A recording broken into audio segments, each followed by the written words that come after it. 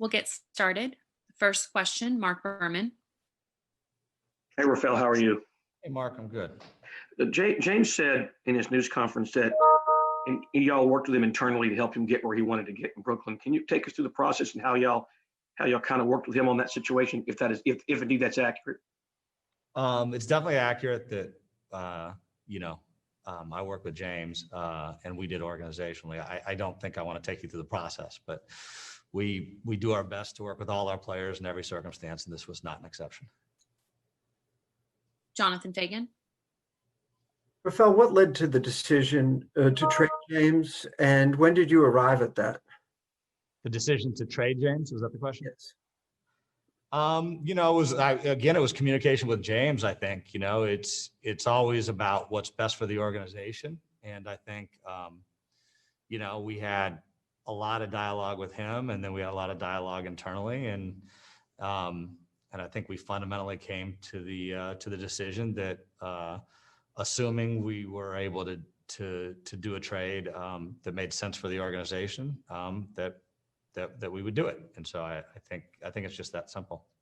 Did you go into the season hoping that you would not be trading him, that he would want to stay, or did it just take that amount of time to get the deal that you were willing to say yes to? Yeah, no, I mean, I would say that you're always, from my perspective, I try and stay open to every possibility at all times until a final decision is reached. But no, it would not be right that we went and we were delaying in hope. That would not at all be accurate. Well, I didn't mean delaying, but did you hope? I think the answer to your question is no. I think we were engaged in the process prior to the season, and nothing really changed until the day that we did the deal. Thank you. Tim McMahon. Hey, Rafael. What ultimately led you to deciding that the offer from the Nets was the best offer instead of a deal that might have had a young franchise cornerstone type of player in it? I don't think it's kind of appropriate to talk about the other deals. I will say what's super exciting about this deal is it gives us flexibility in the NBA. Picks, especially high picks, are the best currency. Everybody likes them. Everybody values them. So that was great organizationally. It gave us flexibility to do different types of deals as they come up this year, next year, whatever. And then we were able to get Victor Oladipo as part of it, along with Rhodey and Dante. But Victor's a guy we're really excited about, and I think he's excited to be here, and we think he's very talented, and so that was not insignificant from our perspective. And with Victor, obviously he's in the last year of his contract. How do you see him fitting now, and what's kind of the evaluation process that you'll be going through with him over these next few months? Yeah, I mean, I think it's fit. I think it's fit, right, for him and for us and for everybody, But your hope is that it's a perfect marriage, and that and he's an extremely talented player. He's a two-way player. He's played at an extraordinarily high level. He obviously took a significant injury, and he's back. He's already really, really good, but I think in his own mind and in ours, there's still room to grow, which is really exciting. And it's just fit with him and Steven and the crew, and so I think for him and for us, this is like a really exciting time where we get to see how it works out, and hopefully it just works out gangbusters, and then we take it from there. Saman Ali. Rafael, according to reporting, you guys were in serious discussions about James Harden leading up to Tuesday. Did his comments after the two Lakers losses accelerate the need to make a trade? They did not affect me at all. I don't know. In a trade, there are multiple parties, right? So I have no idea if it affected other teams, but I can guarantee you it did not affect us. Adam Spolin. Rafael, this team has kind of been in championship mode for the last handful of years. What is the goal for the remainder of this season? just to be extremely competitive. I mean, we have a group that I'm really excited to see. I think a lot of our fans are really excited about. Not just our vets, not just Victor and John, but also, our young players, Christian and Jay Sean, even like KJ and Mason, who both played well the last couple of games. So I think we have a really interesting crew, and I think our goal is to compete and really put a fun team on the court that really gets after it. And I think it's been a rough start to the year, not just for our team, but for the whole league, right? And so we're at some real disadvantages in terms of practice time and ability to gel and everything else. And so Steven and our coaches are going to have to work, overtime to put our offense in, to put our defense in, to get the guys on the same page. But I know they're excited about the challenge. I know our team's excited about it. And yeah, our goal is just to go out there and compete. And I think I think we're going to be a very fun and competitive team. Is it your expectation that the core you have today, that's the core you're going to start next season with? Kind of similar to my first comment, I do my best not to do that type of thing. It's not to say it's a no. It's like, why would I forecast today what I'm going to think in 9 months? So, I don't know how to answer that other than like, that's just not the way I think. Kelly Eco. Hey, Rafael, as you look at this roster, how would you assess the blend of talent, your youth experience, and how would you assess that fit going forward overall? I mean, in theory, we really like it, right? We think we have really interesting young players. We think we have really interesting vets, none of whom are particularly old. I really like it. I think there's a lot of optionality. I think the crew can fit together well. I think we have a ton of two-way players. We'll have to see how it all works out, but I think we're very excited about this group, and to see once they've had a chance to get together, to get to know each other, to play together, to see what they can do. Christy Rican. As I'm sure you realize, when you trade away one of the best players in the league like James, there's going to be a lot of fans that aren't happy. But I wondered, what would be your message to the fans about what you got in return and how that will help the team maybe get to the championship goals that that the Rockets have had for years? James is a great player, like full stop, period. So, and he's been with us for 8 years, and he worked the 8 years he was here. His work ethic was incredible. So I would never tell any of our fans anything bad about James. The flip side is, our goal remains unchanged, and I think we're well positioned to develop something really special. It's not super different from when we did the introductory press conference. I wasn't exactly sure what special would be then. I'm not exactly sure what it'll be now, but I do think that the flexibility we have organizationally is really interesting, and hopefully we can do really, really good things with it. And I do like the players we have on our team right now. And I think as our fans get to know them, I think they're really going to like it too. So that's what I would say. Christos Saltis. Hello, Mr. Stone. I would like to ask you, what was the toughest part through that process about James Harden's trade? And also, what are your first impressions about Victor Oladipo as a person? I'll start with Vic. It's like great. All our background on him was wonderful. Really, really good guy. Was able to spend some time with him yesterday in person. Really fun. Over the phone, really nice. First thing he did was ask for video so that he could kind of independently study our offense and defense to make sure that he's up to speed. So I'm as excited as you can be about Victor and bring him in the fold. I think he's the background we have on him is that he's exactly the type of person that we like in this organization. I don't even remember your first question, but I think it was related to the process and probably wasn't going to answer it anyway. So we can just keep going. Ben DeBose. Rafael, you have a couple of veterans in Victor and PJ with contracts that expire after this season. Obviously, NBA teams want to avoid the scenario of potentially losing a guy for no compensation. What's your view on the expirings, and are you open, depending on circumstances, to potentially discussing extensions with their representatives? Yeah, I mean, I would say we're always open to anything with anyone. And it's all circumstantially dependent. And if it makes sense then for them, it makes sense for us, then we would always be open. And so I don't, I guess we do our best not to predetermine outcomes. And so, yeah, I would just say that. Ali Kambajani. Hey, Rafael. Does the occurrence in recent years of players moving teams with multiple years left on their contract change the calculus or affect roster construction for you as a GM? And how far do you think this team is away from becoming a contender?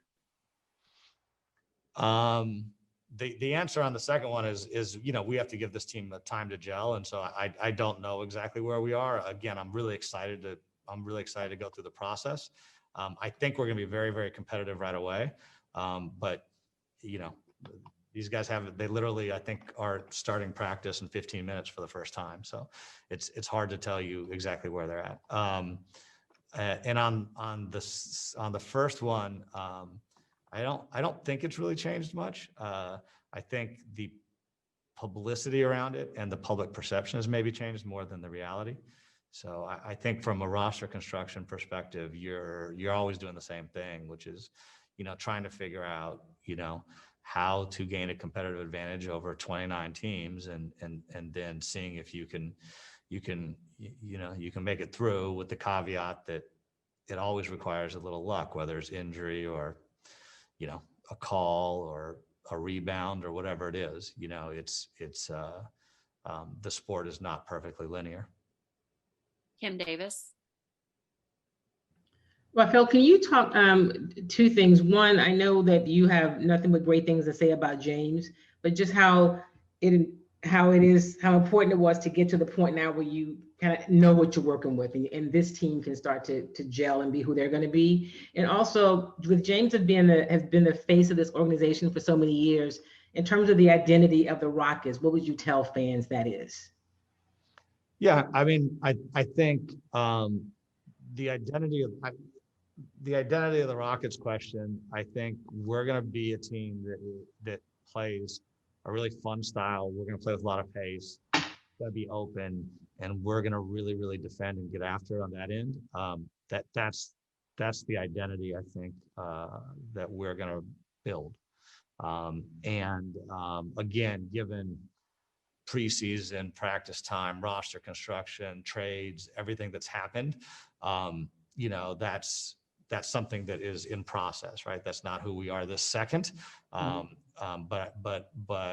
that's kind of the vision that I share with Steven, and I do expect that will end up being the case. And I apologize, but I forgot the first piece of your question. I just asked about being able to turn the page, if you will, not necessarily, as you said, James was great for the organization, being able to know who you are moving forward and to have that limbo kind of behind you, how helpful that is. Yeah, I mean, I think for me, it's not as big a deal. I do think it's helpful for Steven and for the group to, it's not a huge deal for me. But again, I think for Steven and the players, I think that they are really excited to tackle the challenge and everything. So that's what I would say. Thank you. Michael Shapiro.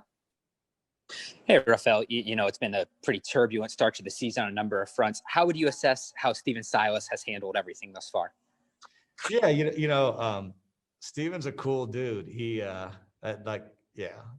that's I think it was Jonathan or somebody who wrote a piece about that. But I think the best description of Steven as a person is he's just cool.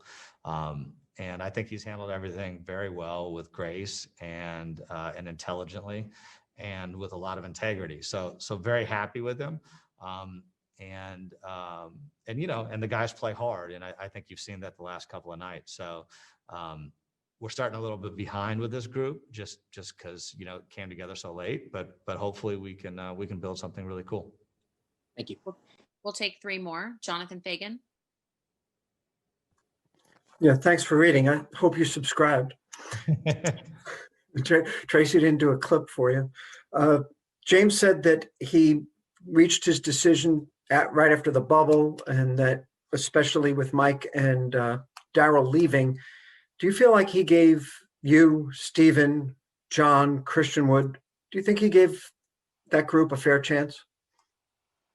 You know, I mean, James is entitled to his own opinion and to do whatever he wants. I mean, my sense is that the bubble experience was not, you know, I was there. It was wearing and hard on all of us. And my sense is that he made some decisions then. And so he's entitled to make his decisions whenever he wants. And you know, with all people, once you make them, you know, it's where you are.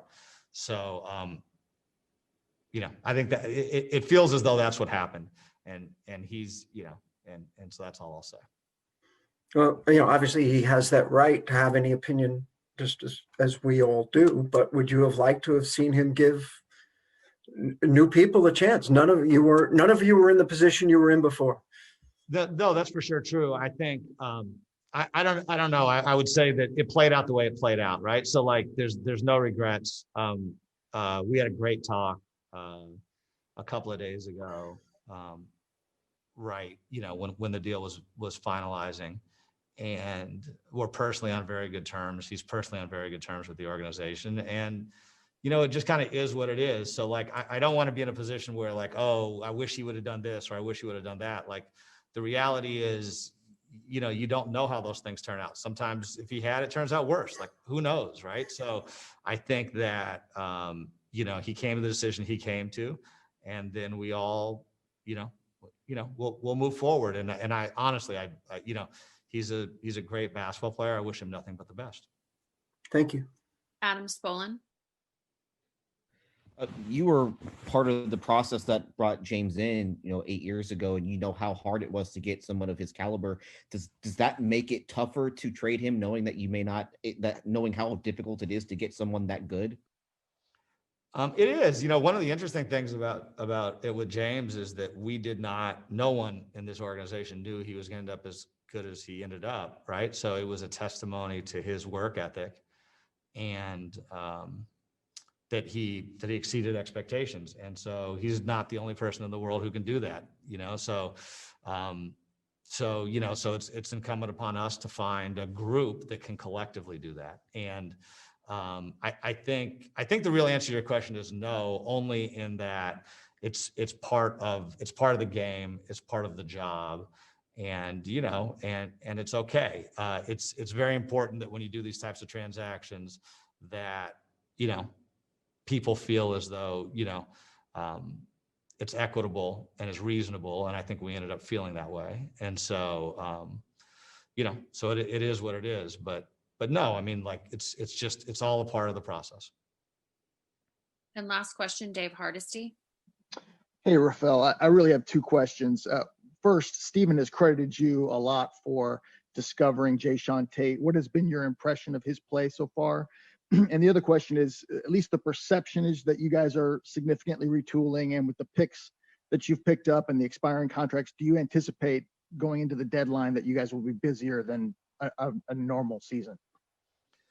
Yeah, so I think we'll be busy. I think the Rockets historically have been busy, and I think that that's the case too. We have one of the nice things coming out of this deal is we have a very large trade exception, which is going to allow us to go all the way back up to the hard cap. So I think we're going to be aggressively trying to use that. And then on JT, yeah, like he was a guy who I flagged about a year ago, and it wasn't just me, actually. It was myself and Eli who first took a look at him. And so yeah, we're really happy with him. He's a really interesting player who kind of fits, I think, the way basketball is evolving. He's multi-positional. He's very skilled. He's a very good defender. He just contributes to winning in a variety of ways. So we're really excited for him that he's gotten off to a good start, and really excited to see where he can go in his career. Thank you, Rafael. We appreciate your time.